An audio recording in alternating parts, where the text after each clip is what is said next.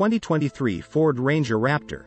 Smaller than the F-150 but no less fun. Part 2. The Ranger tracks straight and doesn't wander, but although it feels stable at speed, it has little appetite for tighter corners.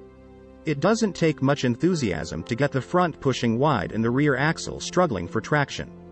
Although much quicker than the last generation Ranger Raptor sold in Europe, which used a 4-cylinder diesel engine and required more than 10 seconds to reach 60 miles per hour, the new one still feels some way short of being fast. Ford of Europe quotes a 7.9-second 0 to 62 mph sprint. The transmission's blunt reactions in drive didn't help to raise confidence for passing moves, either. Selecting Sport mode improved responses but also added artificial weight to the electric power steering and introduced a droning exhaust note. The Raptor's exhaust has 4 different modes, including Normal, Sport, and a new quiet setting for low-key departures. There's also a Baja mode that's so noisy it comes with a dashboard admonition that it is only for off-road use. Driving the Ranger Raptor on a demanding off-road course quickly proved where its heart truly lies. It feels like a smaller version of the F-150 Raptor, slower but more wieldy and yet equally adept at tackling serious bumps at speed.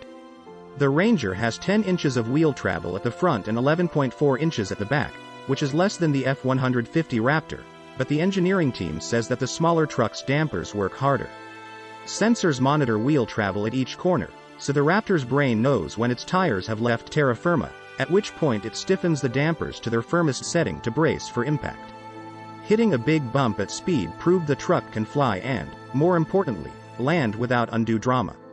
Yet it was on more technically challenging terrain that the Ranger Raptor impressed most. Ford's claim of 10.4 inches of ground clearance and a 32-degree approach angle might not get close to the Bronco Raptor's 13.1 inches and 47 degrees, but the pickup's figures are better than those for a coil-sprung Land Rover Defender 90. The Raptor also has a rock crawl mode that automatically maintains a creeping speed and took it up a steeply graded dry stream bed without any throttle input. The electronically locking front and rear differentials can be engaged and disengaged quickly too, although the icons controlling them on the touchscreen are small and hard to locate when the truck is bouncing over rugged terrain.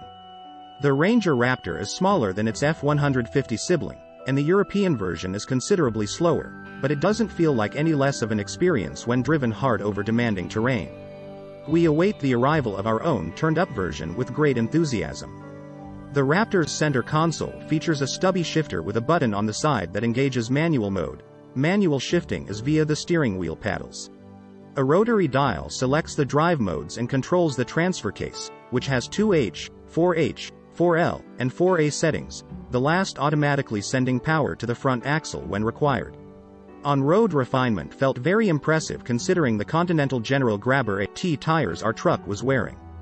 The Fox Racing shock absorbers vary damping force according to both wheel travel and an adaptive valve, meaning the ride at everyday speeds is plush and compliant. Noise insulation proved equally good at highway speeds, the Raptor's cabin staying quiet at a 75 mph cruise in normal mode, an unexpected virtue. Steering weight feels heavier than in the F-150 Raptor, even in its lightest setting, but delivers little feedback. There isn't much for it to talk about given the front tire's limited ability to deliver lateral grip on asphalt. The Ranger tracks straight and doesn't wander, but although it feels stable at speed, it has little appetite for tighter corners. It doesn't take much enthusiasm to get the front pushing wide and the rear axle struggling for traction.